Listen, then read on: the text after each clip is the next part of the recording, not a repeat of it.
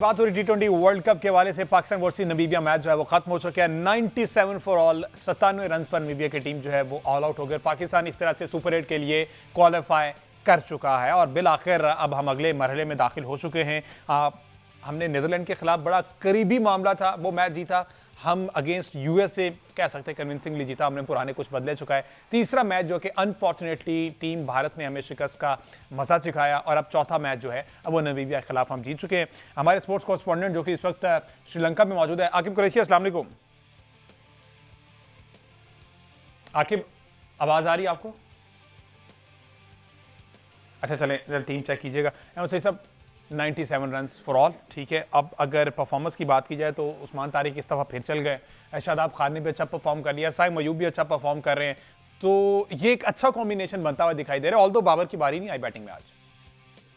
देखें, बहुत ज़रूरी था पाकिस्तान के लिए इस तरह कन्विंसिंगली इस मैच को जीतना। 102 रन की एक बड़ी कामयाबी पाकिस्तान ने हासिल की है और जाहिर है कि इससे एतमाद में इजाफा होगा और इससे जो सुपर 8 में पाकिस्तानी टीम का सफ़र होगा उसके ऊपर ज़ाहिर इम्पैक्ट पड़ेगा। पाकिस्तान को 21 तारीख को न्यूजीलैंड के खिलाफ अपने सफ़र का आगाज़ करना है और न्यूजीलैंड एक ऐसी टीम है कि जो अभी इंडिया में खेल कर आ रही है, वो यहाँ पर आएंगे तो पाकिस्तान को ये एडवांटेज बहरहाल होगा कि पाकिस्तान यहाँ कंडीशन से हम आहंग हो चुका है। आज जो हमने स्पिन बॉलिंग देखी है उसमें खासतौर पर शादाब खान का बॉल हमें टर्न होता हुआ नजर आया है और अगर शादाब खान का बॉल टर्न हो रहा है तो इसका मतलब ये है कि पिच में स्पिनर्स के लिए ठीक ठाक हेल्प मौजूद है।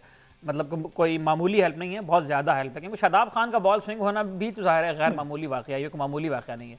तो चार आउट कर दिया उस्मान तारिक ने, 3 आउट कर दिया शादाब खान ने, तो एक अच्छी बात है कि पाकिस्तान को कहीं ना कहीं वो कॉम्बिनेशन भी मिलता हुआ नजर आ रहा है। लेकिन एक बात जो आपने इससे पहले शाहीन शाह अफरीदी के बारे में की, उस पर मैं एक पॉइंट अगर ऐड कर दूं, सबसे पहली बात तो यह है कि शाहीन के बारे में बताया गया है कि उन्हें आराम दिया गया है। तो भाई शाहीन शाह के बारे में आप ये क्यों नहीं बताते कि आपने उनको बुरी परफॉर्मेंस की बुनियाद पर टीम से ड्रॉप किया है, आराम नहीं दिया। आराम तब दिया जाता है जब प्लेयर इंजर्ड हो। आप पिछले 1 साल से ये कह रहे हैं कि शाहीन बिल्कुल ठीक है और शाहीन भी आकर ये कहता है कि मेरी जो नी की इंजरी है वो बहुत बेहतर है, इसलिए मैं खेल रहा हूँ। तो अगर शाहीन अफरीदी इंजर्ड नहीं थे तो फिर उन्हें आराम क्यों दिया? और शाहीन अफरीदी को अगर आराम नहीं दिया गया तो फिर ड्रॉप किया गया टीम से, तो आपने ये क्यों नहीं बताया कि हमने उनकी बुरी परफॉर्मेंस की वजह से उन्हें टीम से ड्रॉप किया है, ताकि स्टैंडर्ड सेट रहें। पीछे आने वाले प्लेयर्स को भी ये पता हो कि अगर बाबर आजम या शाहीन अफरीदी जैसे प्लेयर भी परफॉर्म नहीं करेंगे तो वो ड्रॉप हो जाएंगे, ये इररिप्लेसेबल नहीं है। अच्छा, अगर आपने शाहीन को आराम दिया, इस बात को भी हम एक लम्हे के लिए मान लें, तो शाहीन को आपने फील्डिंग करने क्यों भेजा था?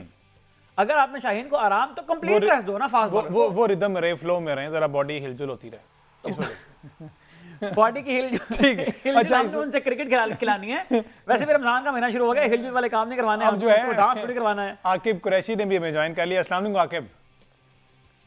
आकिब, बिल आखिर 102 रन से ये हमने फतह समेट लिया, सुपर 8 के लिए हमने क्वालिफाई कर लिया है। शाहीन शाह अफरीदी पे बात हो रही थी, पहले ओवरऑल मैच सिनेरियो पे तो बात करेंगे, लेकिन शाहीन शाह अफरीदी जिनको निकाला गया टीम से, आप ये कहें डरते क्यों हैं ये मैनेजमेंट वाले? उनके साथ ये क्यों कहते हैं कि रेस्ट दिया गया? अगर रेस्ट दिया गया तो वो मैच स्टार्ट होते ही फील्ड में आ गए थे। देखिए हमजा, जो जब टीम शीट जारी हुई थी तब किसी मैनेजमेंट ने ये नहीं कहा कि आराम दिया गया है। ऑब्वियसली ये ड्रॉप हुए हैं आज के मैच में बुरी परफॉर्मेंस के थ्रू, क्योंकि ऑफिशियल कहीं भी नहीं आया कि इनको आराम दिया गया है। ये ड्रॉप किए गए हैं बुरी परफॉर्मेंस की वजह से। और जितना कल हमने बता रहे थे कि शाहीन शाह अफरीदी को ड्रॉप करने का फैसला किया गया है, तो आज जब हम ग्राउंड के अंदर मौजूद थे और टीमों की जब अराइवल हुई और ग्राउंड के अंदर आए, तो उस वक्त एक मीटिंग हुई, क्योंकि उससे पहले आप तमाम जो फास्ट बॉलर्स होते हैं वो अपने रनअप जो है वो कंप्लीट करते हैं। उस रनअप में जो है नसीम शाह ने अपना रनअप कंप्लीट किया, फहीम अशरफ ने रनअप कंप्लीट किया और सलमान मिर्जा ने अपना रनअप कंप्लीट किया। तो उसको देखते हुए लग रहा था कि शायद नसीम शाह को मौका दिया जाएगा। शाहीन शाह अफरीदी जो है, जो उनके पाकिस्तान टीम क्रिकेट टीम के फिजियो हैं, उनके साथ अलहदा थे और वो उनके साथ बैठे हुए थे। और यहाँ पर हमने जब देखा सारा मामला, तो वकार यूनुस जो कि ब्रॉडकास्टर के तौर पे इस वक्त आईसीसी T20 वर्ल्ड कप में है, जब वो अपने कमरे से निकले और ग्राउंड के अंदर आए, तो सबसे पहले जब शाहीन अफरीदी उनके पास मिलने गए तो वकार यूनुस ने सबसे पहले उनके घुटने की तरफ देखा और उनसे पूछा कि घुटना कैसा है। मतलब जो उनकी लिप सिंगिंग लग रही थी वो ऐसा लग रहा था, साथ उन्होंने घुटने की तरफ देखा, तो शायद उनकी इंजरी की वजह से भी था और साथ उनके जो बुरी परफॉर्मेंस थी उसकी वजह से भी उनको ड्रॉप किया गया है। तो ओवरऑल ये मामला था, 2 चेंजेस की गई हैं जो कि एक्सपेक्टेड थी। और जो साहबजादा फरहान के बारे में कल रात को जो टीम की मीटिंग थी उसमें एक तजवीज़ थी कि साहबजादा फरहान को आराम करवा के बाबर आजम को ड्रॉप कर दिया जाए। तो साहबजादा को ड्रॉप करके बाबर आजम को ओपन करवाया जाए।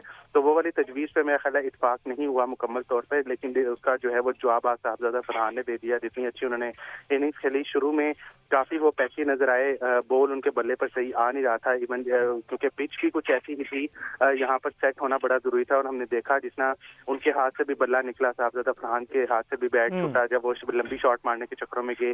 फिर ख्वाजा नाफे जिसना वो उनके हाथ से जो है वो एक हाथ से बल्ला निकल गया। तो इस पिच पे ऐसा लग रहा था कि यहाँ पर शॉट मेकिंग इतनी आसान नहीं है और बॉल जो है वो ज्यादा आपके अच्छे बल्ले पे नहीं आता। लेकिन सबसे ज्यादा जरूरी है इस क्रीज पर टाइम स्पेंड करना, जो कि साहबजादा फरहान ने किया। और थोड़ी किस्मत भी उनके साथ रही, 2-3 एजिस हुए, एजिस जो है वो कीपर के हाथों से निकलते हुए चौके हुए, फिर उन्होंने उस चीज का भरपूर फायदा उठाया। और ये जो 200 स्कोर है, ये हो सकता था 210 से 15 हो सकता था, लेकिन फिर भी 200 स्कोर एक अच्छा है। पाकिस्तान टीम का मोराल यकीनन फतह से बुलंद होगा।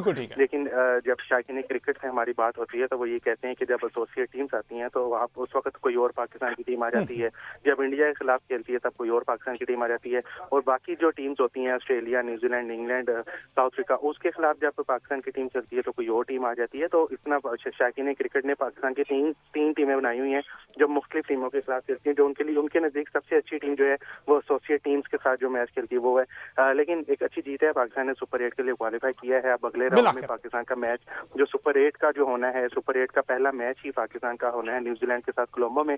उसके बाद 24 फरवरी को पाकिस्तान का मैच इंग्लैंड के साथ होना है पालेकले में, और फिर 28 फरवरी को पाकिस्तान का मैच होगा श्रीलंका में पालेकले में। लेकिन अभी से मैं आपको थोड़ी सी तशवीशनाक खबर ये बता दूं कि जो पालेकले के मैचेस हैं वो बारिश की नजर हो सकते हैं, क्योंकि वहां पर बारिश की प्रेडिक्शन की गई है फरवरी के आखिरी हफ्ते में।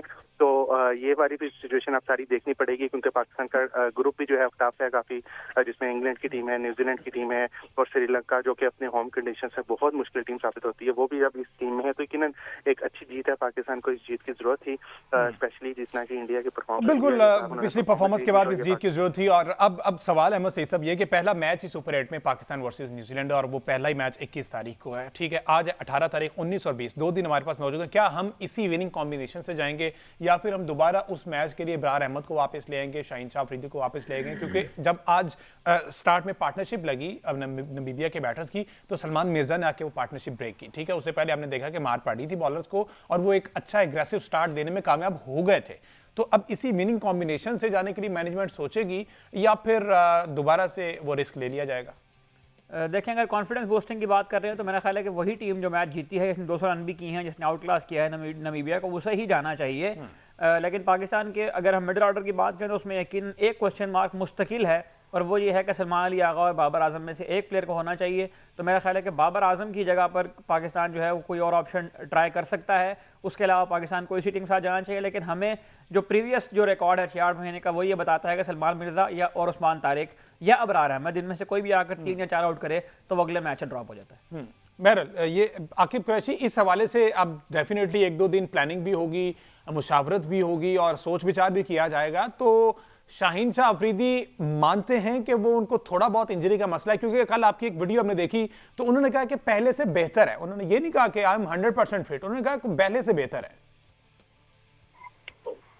देखिए हमसे ये तो सबको पता है, ये तो उनको खुद को भी पता है कि वो मुकम्मल फिट नहीं है। लेकिन आज का जो उनको ड्रॉप किया गया है, ये क्लियर मैसेज है शाहीन शाह अफरीदी के लिए कि वो अगले मैचेस में शायद कमबैक ना कर सकें, क्योंकि यहाँ पर जो हमारी क्रिकेट में सीनियरिटी बेसिस पर खेलने की बात होती है, बाबर आजम के भी इस हवाले से बात हो रही थी, तो वो सीनियरिटी बेसिस में शाहीन शाह अफरीदी टॉप पे तो आते हैं, लेकिन वो अपनी सीनियरिटी को जो है वो अभी तक जस्टिफाई नहीं कर सके, स्पेशली जितना की लास्ट परफॉर्मेंस थी। और आज अगर हम सलमान मिर्जा की बॉलिंग देखें तो वो बुरी बॉलिंग नहीं थी। सलमान मिर्जा बड़े अरसे से अच्छी बॉलिंग करते आ रहे हैं और आपके बेंच पे इस वक्त नसीम शाह पड़े हुए हैं, जो मैं समझता हूँ इस कंडीशन में जो कि हम कोलंबो में देख रहे हैं, स्पेशली इस कंडीशन में नसीम शाह मुझे लगता है पाकिस्तान के जो फास्ट बॉलर्स हैं उन सारों में से बेहतर हो सकते हैं, जितना वो बॉल के साथ स्विमिंग कंडीशन है और जितना वो बॉल के साथ खेलते हैं। तो इस कंडीशन में अभी तक जो है वो नसीम शाह मुझे बेहतर लगते हैं। लेकिन टीम मैनेजमेंट की जो प्लेइंग 11 है या उनका जो कॉम्बिनेशन बना हुआ है, अगर उसमें वो फिट नहीं आते तो ये टीम मैनेजमेंट ही ज्यादा बेहतर बता सकती है। लेट्स सी जी, 2 दिन है, हाँ जी 2 दिन है, इसमें देखते हैं कि क्या सूरत हाल इख्तियार करती है पाकिस्तान पाकिस्तान टीम असूली तौर पर तो ये विनिंग कॉम्बिनेशन से जाना चाह रही है। अभी तक बेस्ट प्लेइंग 11 अपेरेंटली लग रही है और उन्होंने परफॉर्म भी करके दिखाया है विद द बैट और विद द बॉल। 2 दिन है, इसमें मुशावरत होगी और आज तीसरा मैच इंडिया और नीदरलैंड्स का जो कि बेमानी है, दोनों टीमें क्वालिफाई कर चुकी सुपर 8 के लिए। इंडिया और पाकिस्तान इस ग्रुप से